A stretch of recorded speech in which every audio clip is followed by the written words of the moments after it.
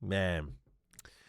Salutations, everybody. It is Matty here today. You know the ending of Infinity War where Thanos walks in, satisfied, mission accomplished, sits down, just takes a breath, looks out into the distance, job done.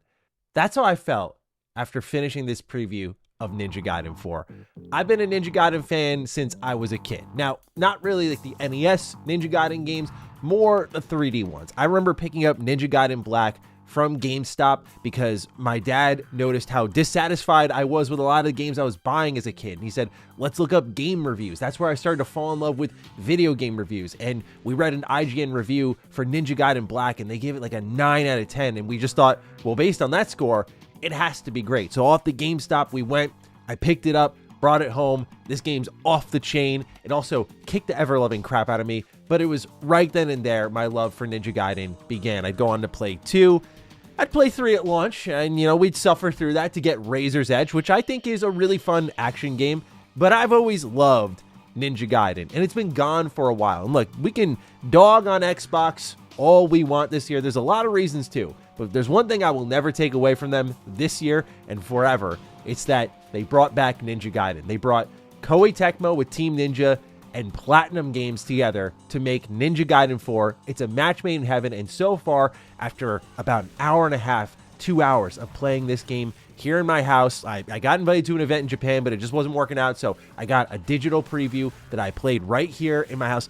Oh, I was just so happy. The main reason I was upset I couldn't go to Japan is I couldn't just thank the developers and be like, y'all are doing the thing. Look, I don't want to come out too strong because at the end of the day, you don't know what the full product's going to be, but this had all the feel of a Platinum game. This had all the feel of a Ninja Gaiden game. There's even down to the visuals and the music. You can feel their particular DNA in different parts of the game so far. Again, I'll hold my full verdict until the game's actually in our hands. I can play from start to finish, but this impression was great.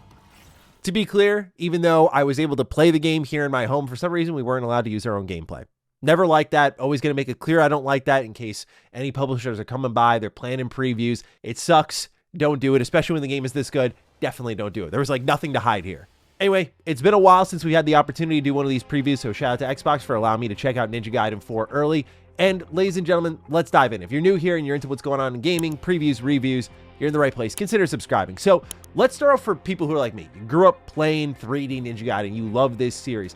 You feel right at home immediately. Now, granted, I've been playing Ninja Gaiden since the top of this year. Ninja Gaiden 2 Black comes around. Before that, I was strangely playing Ninja Gaiden Black. So I was just all Ninja Gaiden ready for this year. And what I'll say is that if you've played those games, you know the flow, you know the rhythm, and you're going to feel right at home. Everything from the control scheme down to even the animations, like the way the new protagonist, Yakumo, does front flips. It's like straight up the same one you find in the old Ninja Gaiden games. Even the way the shuriken throw animation is when he's running and doing that, it's the same. So the feel of the game, the actual look of the game, the controls of the game, it is like picking up right where you left off, which I think is wonderful. That means you got everything from your light attack to your heavy attack.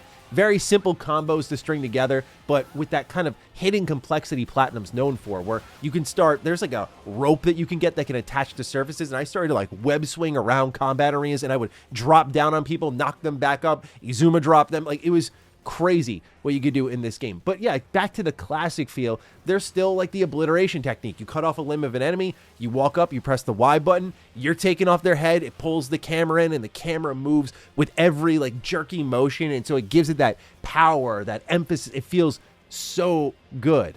But there is that Platinum flavor to it. If you've played games like Astral Chain, if you've played games like Bayonetta, and so on, you know the feeling of a Platinum game, right? It's kind of silky, smooth, you're gliding everywhere. So yeah, there's things like perfect dodging, which you found in previous games, where when you dodge, it just kind of briefly slows down time, and you get that one opening to capitalize on your enemies. But in this game, it's not complete slow-mo like Witch Time in, say, Bayonetta. It's like a brief moment where your character flashes, and if you press the Y button, you'll dash right through your enemy, and it just feels so good when you start to recognize these things and get into that sort of rhythm. It's that frame-perfect Platinum experience. One of the things that they did change, though, that I didn't like is that parrying is timed with when your basic attack lands with an enemy's attack. So sometimes you'll be wailing away trying to put in a combo, but then you'll clash with your enemy, and that opens up again a window where if you press Y, you'll dash through the enemy.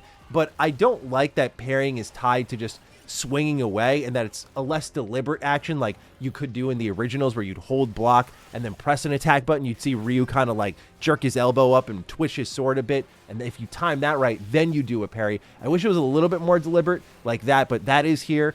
You can also equip accessories now, so you can kind of like decrease the amount of damage you take, for example, and that was the only accessory I found in the build so far. And you're also able to enable and disable certain skills. This will be an important touchstone when we get into things like the challenge mode. But basically, this is Ninja Gaiden through and through, like even down to the wall running. You can do the wall jumping back and forth. It does have a little bit of a smoother feel compared to the older Ninja Gaiden games, but what I'll also throw in there as a little bit of a twist is that it still has the same issue the old Ninja Gaiden games do, which is like if I want a wall run and I hit the wall at an angle, it will work a lot better now. But if I'm trying to mantle up something and I hit it at an angle, you still have that old Ninja Gaiden feel of sometimes you jump and you wall run, you're like, nope, didn't want to do that. Or you jump and you just front flip into like the corner of the room. It just has that old school feel still where I make that mistake constantly, just like I did in the older games. Although this doesn't have just so many like set camera angles like the older Ninja Gaiden games do. It's more free form, so it's not like you're going to be repeating jumps like, oh, I failed, let me try again. It didn't have that to it, so it is a little bit more accessible and approachable in the kind of free running part of the game. There were two weapons I had access to in this build.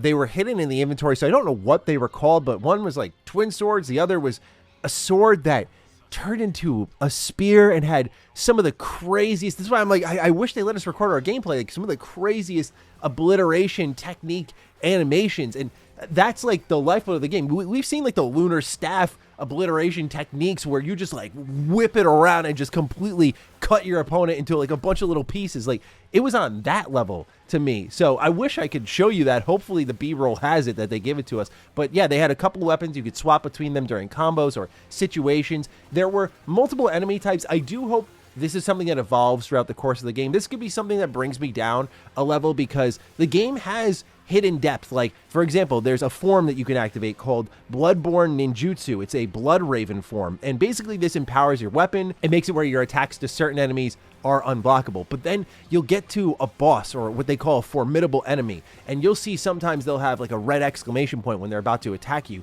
And if you do one of these Blood Raven form attacks on the enemy at that moment, it'll like break their guard and stagger them. And it's a really good, because the game is so fast, like you have to be right on it, and if you are, it feels excellent. But only like one or two I encountered in the build had those moments, and so I hope there's more of them, because building up this form is really easy. It's just like over time it builds up. If you deal damage, it builds up. So there's a lot of ways to build this meter up quickly so you can use it in any fight. So it wasn't like a resource is being drained where you didn't have access to it constantly. You can also charge this move, and it just does like a full sweeping blade across the entire battlefield. It's sick. And then there's Berserk mode. So Berserk mode just lets you go to a whole other level of power.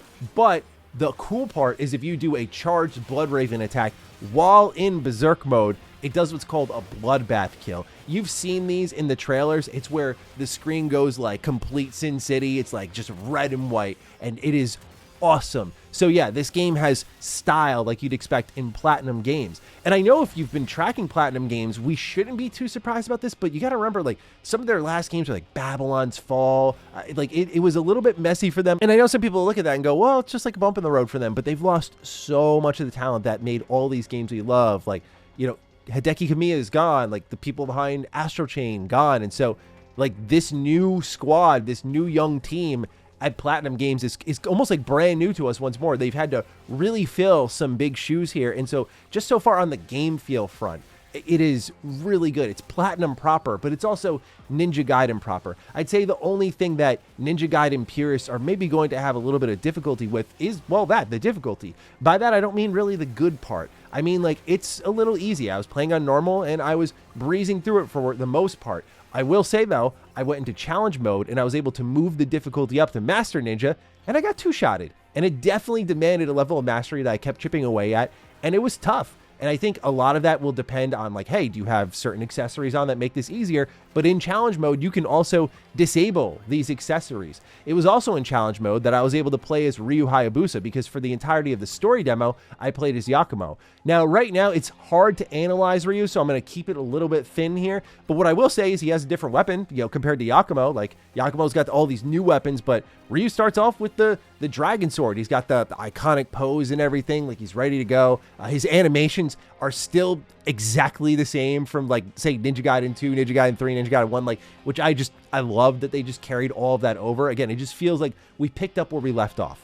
But yeah, that difficulty is something I'm going to leave out for the final copy of the game. But I will say that just basic early impressions here, pretty easy, but it does have that hidden depth where I feel like harder difficulties and challenge runs will be really fun in this game. And so those who want a bigger challenge, like you'd expect from a Ninja Gaiden game, I think you'll find that here.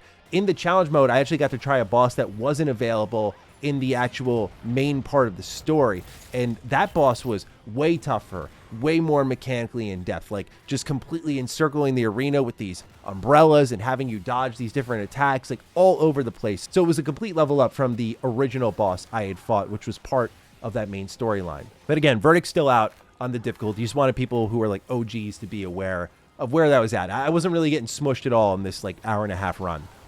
So let's talk a bit about who you are playing as. His name is Yakumo. He is of the Raven clan. And if you're wondering going into this, oh, do I need to play the Ninja Gaiden stories beforehand? I mean, Ninja Gaiden stories have always been kind of just whatever to me, just like fun popcorn action flicks. They go crazy with monsters and ridiculousness. Like in Ninja Gaiden 2, you'll be in like the Hayabusa village, and Ryu will literally be like, I gotta go. And like a chapter later, he's in New York City burning down. I'm like, what, did he catch a flight? How'd that happen? So these are typically stories that are hoping you're not asking a lot of questions, like, well, how did that happen? Like my dumb ass is, right? So just keep that in mind, that they're kind of like popcorn flicks. This one with Yakumo, he's part of the Raven clan. They're trying to break the seals of the Dark Dragon and complete the clan's long-standing mission. And to do that, they think they need to kill the priestess, but the priestess is like, nah, son, you actually don't have to do that. Here's something else we can do. So now it's a little bit of tension, like, hey, is she deceiving us? Is she right?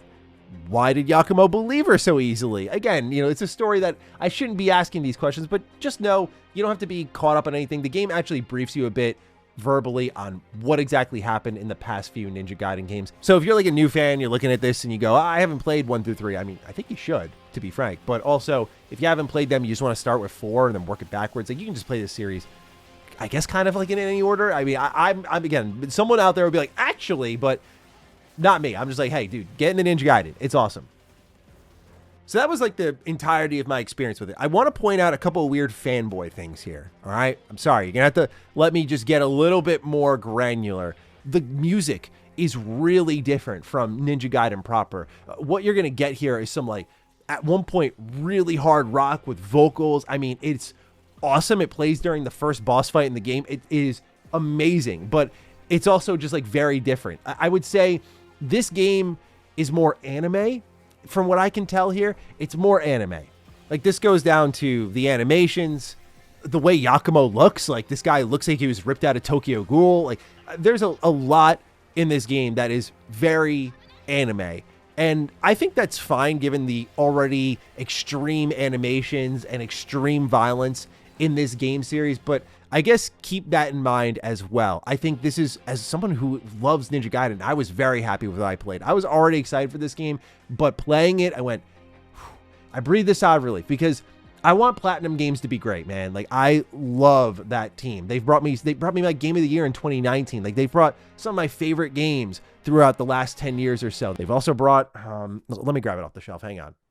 They brought me this game. This was supposed to be the greatest game of my life. Platinum Games Ninja Turtles. You know what this meant to me. I will never forget this feeling. But I've kind of forced myself into sort of digging this game. The first like 4 or 5 levels are fine. Like, they really are. It's when you get deeper in the game, the balancing issues kick in. Like, that's where I really start to lose it. But this was like IDW comic style, Platinum Games proper, when like no one had left the team. So yeah, they've broken my heart a number of times. The Korra game is good on like New Game Plus, but it sucks on its first run. Like, there's been a lot of heartbreak with Platinum, but I want them to be great. And this feels like a step to getting platinum back to where they should be. So just really pulling for this game. I hope it's as great in the full product as what I played here in this preview. Time will tell, but wanted to share some thoughts on my time with Ninja Gaiden 4. Again, thank you to Xbox for allowing me to go hands-on with this game nice and early. Let me know your thoughts on Ninja Gaiden 4 down below. What do you think of the series? What do you think of what you've seen so far compared to the rest of the series? Excited to see what you have to say. Other than that, take excellent care of yourselves, and I will see you in the next one. Stay sexy, stay active. I love you all. Peace.